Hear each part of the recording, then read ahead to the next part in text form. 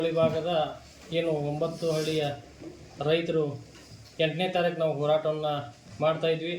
ಈ ಸಂದರ್ಭದಲ್ಲಿ ನಾವು ಚೆನ್ನಮ್ಮನ ವೃತ್ತದಲ್ಲಿ ಏನು ಒಂದು ಪ್ರತಿಭಟನೆಯನ್ನು ಹಮ್ಮಿಕೊಂಡಂಥ ಸಂದರ್ಭದಲ್ಲಿ ನಮಗೆ ಪೊಲೀಸ್ ಇಲಾಖೆಯ ಗಮನಕ್ಕೆ ತಗೊಂಬಂದು ಏನು ಮಾನ್ಯ ಕೃಷ್ಣ ಬೈರೇಗೌಡ ಸಾಹೇಬರು ನಮಗೆ ಭೇಟಿ ಆಗಬೇಕು, ಖುದ್ದಾಗಿ ಕುಲೋಳಿ ಗ್ರಾಮವನ್ನು ಪರಿಶೀಲನೆ ಮಾಡಬೇಕು, ನಮ್ಮ ರೈತರಿಗೆ ಆಗುವಂಥ ಒಂದು ಅನ್ಯಾಯವನ್ನು ತಡೆಯೋಕೆ ಅವಕಾಶ ಇದೆ, ಅವ್ರನ್ನ ನಾವು ಖುದ್ದಾಗಿ ನಮ್ಮ ಜಮೀನುಗಳಿಗೆ ಕರ್ಕೊಂಡು ಹೋಗಬೇಕು ಅನ್ನುವಂಥ ಉದ್ದೇಶನ ಇಟ್ಕೊಂಡು ಪೊಲೀಸ್ ಅಧಿಕಾರಿಗಳನ್ನು ಮಾಹಿತಿಯನ್ನು ನಾವು ಕೊಟ್ಟಿದ್ದೀವಿ.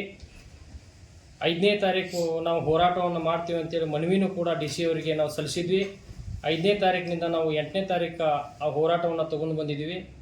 ಆ ಸಂದರ್ಭದಲ್ಲಿ ಕಿತ್ತೂರು ಪೊಲೀಸ್ ಅಧಿಕಾರಿಗಳು ನಮ್ಮನ್ನು ಏನು ಕುಲೋಳಿ ಭಾಗದ ರೈತ ಮುಖಂಡರನ್ನು ಕರೆದು DYSP ಅವರು, CP ಅವರು, PSI ಅವರು 2-3 ಬಾರಿ ಚರ್ಚೆಯನ್ನು ಮಾಡಿದರು. ನೀವು ಯಾವ ಥರ ಹೋರಾಟ ಮಾಡ್ತೀರಿ, ಎಷ್ಟು ಜನ ನೀವು ಸೇರ್ತೀರಿ ಅನ್ನುವಂಥ ಮಾಹಿತಿಯನ್ನು ಕೂಡ ಅವರು ಕೇಳಿದರು. ಇಷ್ಟೆಲ್ಲ ಕೇಳಿ ಅವ್ರಿಗೆ ಮಾಹಿತಿ ಇದ್ದರೂ ಕೂಡ ನಮ್ಮ ಮೇಲೆ ವಿನಾಕಾರಣ ಏನು ಅಧಿಕಾರಿಗಳನ್ನು ನಮಗೆ ಭೇಟಿ ಮಾಡಿಸದೇ ಇರುವುದರ ಕಾರಣಗಳಿಂದ ನಮ್ಮ ಕೆಲವೊಂದು ರೈತರು ಹ್ಯಾವೆಯನ್ನು ತಡೆಯುವಂಥ ಕೆಲಸವನ್ನು ಮಾಡೋಕ್ಕೆ ಮುಂದಾದ ಸಂದರ್ಭದಲ್ಲಿ ನಾವು ಇನ್ನೂ ಕೂಡ ಸ್ಟೇಜ್ ಬಿಟ್ಟು ಮುಂದೆ ಹೋಗಿರ್ಕಿಲ್ಲ. ಅಷ್ಟರ ಒಳಗಾಗಿ ನಮ್ಮನ್ನು ಏನು ಬಂಧನವನ್ನು ಮಾಡಿದರು. ಬಂಧನ ಮಾಡಿದಂಥ ಒಂದು ವಿಷಯವನ್ನು ನಮ್ಮ ರೈತರೆಲ್ಲ ನೋಡಿಕೊಂಡು ನಮ್ಮ ರೈತ ಮುಖಂಡರನ್ನ ಬಂಧನ ಮಾಡಿದ್ದಾರೆ ಅಂತೇಳಿ ಇನ್ನಷ್ಟು ರೋಚಿಗೆದ್ದು ಹ್ಯಾವೆಯನ್ನು ತಡೆಯುವಂಥ ಕೆಲಸವನ್ನು ಮಾಡ್ತಾರೆ.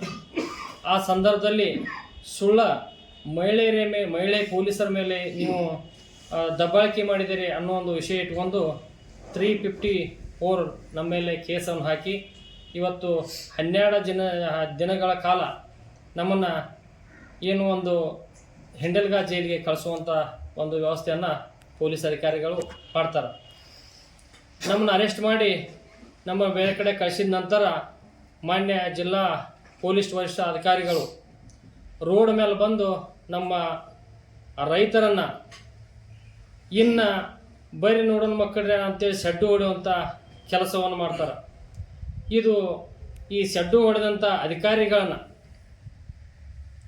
ಈ ರೈತರ ಮೇಲೆ ಸಡ್ಡು ಹೊಡೆಯುವಂಥ ಒಂದು ವ್ಯವಸ್ಥೆ ಏನಿದೆ ಇದಕ್ಕೆ ಯಾವ ಕಾನೂನು ಇಲ್ಲನ ಇವ್ರ ಮೇಲೆ ಕ್ರಮ ತೆಗೆದುಕೊಳ್ಳಾಕಂತೇಳಿ ನಾವು ಸರ್ಕಾರನ ಕೇಳಬೇಕಾಗ್ತದೆ. ಇವತ್ತು ರೈತರು ಕಾನೂನು ಉಲ್ಲಂಘನೆ ಮಾಡಿದ್ರು ಅಂತೇಳಿ ಬಂಧನ ಮಾಡಿ ಜೈಲಿಗೆ ಕಳ್ಸೋಕೆ ಕಾನೂನಿದೆ, ಕ್ರಮ ಕೈಗೊಳ್ಳೋಕೆ ಅಧಿಕಾರ ಇದೆ. ಈ ದೇಶಕ್ಕೆ ಅನ್ನ ಕೊಡುವಂಥ ರೈತರನ್ನೆಲ್ಲ ಶೆಡ್ಡು ಕರೆಯುವಂಥ ವ್ಯವಸ್ಥೆ ಮಾಡೋರಿಗೆ ಕಾನೂನು ಕ್ರಮ ಜರುಗಿಸೋಕೆ ಇದುವರೆಗೂ ಕೂಡ ಎಷ್ಟೋ ಜನರು ಆ ಒಂದು ಶೆಡ್ಡು ಹೊಡೆದಂಥ ವಿಡಿಯೋವನ್ನು ನೋಡಿಕೆ ಸರ್ಕಾರ ಗಮನ ಸೆಳೆಯುವಂಥದ್ದು ಮಾಧ್ಯಮದವರು ಕೂಡ ಬಹಳಷ್ಟು ಮಾಡಿದರೂ ಕೂಡ ಇದುವರೆಗೂ ಅವ್ರ ಮೇಲೆ ಯಾವುದೇ ಕ್ರಮವನ್ನು ಜರುಗಿಸಿಲ್ಲ. ಇಂಥ ಒಂದು ವಿಷಯನ ಖಂಡಿಸಿ ಚಿಕ್ಕಬಳ್ಳಾಪುರದಲ್ಲಿ ಈ ನಮ್ಮ ಕುಲವಳ್ಳಿ ಭಾಗದ ಒಂದು ವಿಷಯವನ್ನು ಖಂಡನೆ ಮಾಡಿ ಅಲ್ಲಿಯೂ ಕೂಡ ಹೋರಾಟಗಳನ್ನು ನಡೀತಾವೆ. ಇಂಥವೆಲ್ಲ ಹಲವಾರು ವಿಷಯಗಳನ್ನ ಮುಂದಿಟ್ಟುಕೊಂಡು ರೈತರು ನಾವು ಹೋರಾಟವನ್ನು ಮಾಡುವಂಥ ಸಂದರ್ಭದಲ್ಲಿ ಹಿಂಡಲ್ಗಾ ಜೈಲಿಗೆ ಹೋಗಿ ಬಂದ ನಂತರ ಈ ಹೋರಾಟವನ್ನು ರಾಜಕೀಯವಾಗಿ ಬಳಸ್ಕೋತಾ ಇದ್ದಾರ ಹಬೀಬ್ ಶಿಲೇದಾರ್, PK ನೀಲಕಟ್ಟಿ, ಸಲೀಂ ಮೊಕಾಸಿ ಅನ್ನುವಂಥ ವಿಷಯಗಳನ್ನ ಕೆಲವೊಂದಷ್ಟು ಜನ ಮಾತಾಡ್ತಾ ಇದ್ದಾರೆ. ನಮ್ಮ ರೈತರ ಒಂದು ಹಿತಕ್ಕಾಗಿ ಯಾರೇ ಇರಲಿ, BJP ಇರಲಿ, ಕಾಂಗ್ರೆಸ್ ಇರಲಿ, JDS ಇರಲಿ, ಯಾರು ಸಹಾಯಕ್ಕೆ ಬರ್ತಾರ ಎಲ್ಲರನ್ನೂ ಕೂಡ ನಾವು ಸ್ವಾಗತವನ್ನು ಮಾಡ್ತೀವಿ. ನಮ್ಮ ರೈತರಿಗೆ ವಿರೋಧ ಮಾಡುವಂಥ ಯಾವೇ ವ್ಯಕ್ತಿ ಇರಲಿ, ರಾಜಕಾರಣಿಗಳಿರಲಿ, ಇವರಿಗೆ ರೈತರ ಮೇಲೆ ಕಾಳಜಿ ಇಲ್ಲ ಅಂದಮೇಲೆ ಇವ್ರಿಗೆ ಯಾವ ಥರ ನಾವು ಗೌರವವನ್ನು ಕೊಡೋಕೆ ಸಾಧ್ಯ ಇಲ್ಲ. ಮತ್ತು ಹೆಸರಿಗೆ ಮಾತ್ರ ನಾವು ರೈತರು ಯಾವತ್ತೂ ರೈತರ ಪರವಾಗಿರ್ತೀವಿ ಅನ್ನುವಂಥ ಕೆಲಸಗಳನ್ನ ಮಾಧ್ಯಮ ಮುಖಾಂತರ ಹೇಳ್ತಾರೆ, ಆ ವಿಷಯವನ್ನು ಮಾಡ್ತಾರೆ. ಇನ್ನು ಇದಕ್ಕೆ ಸಂಬಂಧಪಟ್ಟಂಗೆ ನಮ್ಮ ಮಾನ್ಯ ಶಾಸಕರು ಏನು ಕುಲವಳ್ಳಿ ಜಮೀನಿನಲ್ಲಿ 127 ಸರ್ವೆ ನಂಬರು ಖರೀದಿಯಾಗಿದೆ. ಶಾಸಕರು ಹೇಳ್ತಾರೋ ನಾವು ಕುಲವಳ್ಳಿ ಭಾಗದ 2 ನನಗೆ ಕಣ್ಣುಗಳಿದ್ದಂಗೆ ಅನ್ನುವಂಥ ವಿಷಯನ ನಮ್ಮ ಮಾನ್ಯ ಶಾಸಕರು ಬಳಸ್ತಾರೆ. ನಾವು ಅವ್ರಿಗೆ ಗೌರವವನ್ನು ಕೊಡ್ತೀವಿ. ಆದರೆ ನಾನು ಶಾಸಕರಲ್ಲಿ ನೀವು ವಿನಂತಿ ಮಾಡ್ಕೊತಾ ಇದ್ದೇನೆ ಏನಂತಂದ್ರೆ, ನೀವು ನಿಮ್ಮ ಆಪ್ತರ ಹೆಸರಿಗೆ ಖರೀದಿಯಾದಂಥ ಜಮೀನನ್ನು ಕುಲೋಳಿ ಭಾಗದ ಏನು ರೈತರಿದ್ದೀವಿ, ನಿಮ್ಮ ಕಣ್ಣುಗಳಿದ್ದಂಥ ನಾವು ಅದೇವಿ ಅನ್ನೋದು ನಿಜ ಇದ್ರೆ ತಕ್ಷಣ ಅದನ್ನು ಏನು ಖರೀದಿಯಾದಂಥ ಜಮೀನನ್ನು ಬಿಟ್ಟು ಕೊಡುವಂಥ ವ್ಯವಸ್ಥಾನ ಮಾಡಿದೆ. ಆ ರೈತಿಗೆ ಅದು ಮುಟ್ಟುವಂಥ ವ್ಯವಸ್ಥೆ ಆಗಲಿ, ಅದನ್ನು ಕ್ಯಾನ್ಸಲ್ ಮಾಡಿರಿ. ಇಂಥ ಹಲವಾರು ವಿಷಯಗಳನ್ನ ನಾವು ಕುಲವಳ್ಳಿ ಭಾಗದ ರೈತರು ಖುದ್ದಾಗಿ ಶಾಸಕರ ಮನೆಗೆ ಹೋಗಿ ಕೆಲಸ ಈ ಭಾಗದ ರೈತರ ಸಮಸ್ಯೆಯನ್ನು ಬಗೆಹರಿಸ್ರಿ ಅನ್ನುವಂಥ ವಿಷಯಗಳನ್ನ 2-3 ಬಾರಿ ನಾವು ಅವ್ರ ಗಮನಕ್ಕೆ ತಗೊಂಡು ಬಂದಿದ್ದೀವಿ. ಇದುವರೆಗೂ ಕೂಡ ಯಾವ ಅಧಿವೇಶನದಲ್ಲಿ, ಇವತ್ತು ಬೆಂಗಳೂರು ಇರ್ಬೋದು, ಇವತ್ತು ಬೆಳಗಾವಿಯಲ್ಲಿ ನಡೆದಂಥ ಅಧಿವೇಶನ ಇರ್ಬೋದು, ಇದುವರೆಗೂ ಕೂಡ ತಾವು ಅದನ್ನು ಧ್ವನಿ ಎತ್ತಿಲ್ಲ. ರಾಜ್ಯ ಸಂಧಾನದ ಮುಖಾಂತರ ನಾವು ಬಗೆಹರಿಸ್ತೀವಿ ಅಂತೇಳಿ ತಾವು ಹೇಳಿಕೆಯನ್ನು ಕೊಡ್ತಾ ಇದ್ದೀರಿ. ನಾವು ರಾಜ್ಯ ಸಂಧಾನದ ಪ್ರಕಾರ ನೀವು ಬಗೆಹರಿಸ್ತೀವಿ ಅನ್ನುವಂಥ ವಿಷಯನಿದ್ರೆ ನಾವು ಒಪ್ಕೋತಿದ್ವಿ. ಸುಪ್ರೀಂ ಕೋರ್ಟ್ ಆದೇಶ ಏನಾಗಿದೆ, ಯಾವ ಥರ ಇದೆ, ಖಾಸಗಿ ಅರಣ್ಯ ಅಂತೇಳಿ ಏನು ಆರ್ಡರ್ ಆಗಿದೆ ಸುಪ್ರೀಂ ಕೋರ್ಟ್ನಲ್ಲಿ, ಅದನ್ನು ಖರೀದಿ ಮಾಡೋಕ್ಕೆ ಬರ್ತತನ ಅನ್ನುವಂಥದ್ದನ್ನು ಕೂಡ ತಾವು ದೊಡ್ಡವರು ಅದನ್ನು ಗಣನೆಗೆ ತೆಗೆದುಕೊಂಡು ತಾವು ಕೂಡ ಕುಲಂಕುಷವಾಗಿ ಪರಿಶೀಲನೆ ಮಾಡಬೇಕಂತೇಳಿ ನಾವು ನಿಮ್ಮನ್ನು ಕೇಳ್ಕೊತಾ ಇದ್ದೀವಿ. ಇದನ್ನೆಲ್ಲ ಹೊರತುಪಡಿಸಿ ಈ ಒಂದು ಅಮಾಯಕ ರೈತರ ಮಕ್ಕಳ ಮೇಲೆ, ರೈತರ ಮೇಲೆ ಒಂದು ದಬ್ಬಾಳಿಕೆ ಮಾಡಿದಂಥ ಒಬ್ಬ SP ಅವರು, ನಮ್ಮ ಬೆಳಗಾವಿ ಜಿಲ್ಲಾ SP ಅವರಿಗೆ ನಾವು ರೈತರು ಕಾಂಗ್ರೆಸ್ ಪಕ್ಷವ ನಮಗೆ ಯಾವತ್ತೂ ಕೂಡ ಸಹಕಾರ ಸೈನ್ಯ ಕೊಡ್ತೈತಿ, ಇವತ್ತು ರೈತರ ಹಿತ ಕಾಯ್ತೈತಿ ಅನ್ನುವಂಥ ದೃಷ್ಟಿಕೋನವನ್ನು ಇಟ್ಟುಕೊಂಡು ಎಲ್ಲ ರೈತ ಸಂಘಟನೆಯವರು ತಮಗೆ ಮತವನ್ನು ಕೊಟ್ಟಿದ್ದೀವಿ. ಅದು ಒಂದು ಕಾರಣಕ್ಕಾದರೂ ಈ ರೈತರಿಗೆ ಏನು ಶೆಡ್ಡು ಹೊಡೆದಂಥ ಒಬ್ಬರ SP ತಕ್ಷಣ ಸಸ್ಪೆಂಡ್ ಮಾಡುವಂಥ ಕೆಲಸವನ್ನು ಸರ್ಕಾರಕ್ಕೆ ಒತ್ತಡ ಹಾಕಬಹುದಿತ್ತು, ಅದನ್ನು ಕೂಡ ಮಾಡಲಿಲ್ಲ.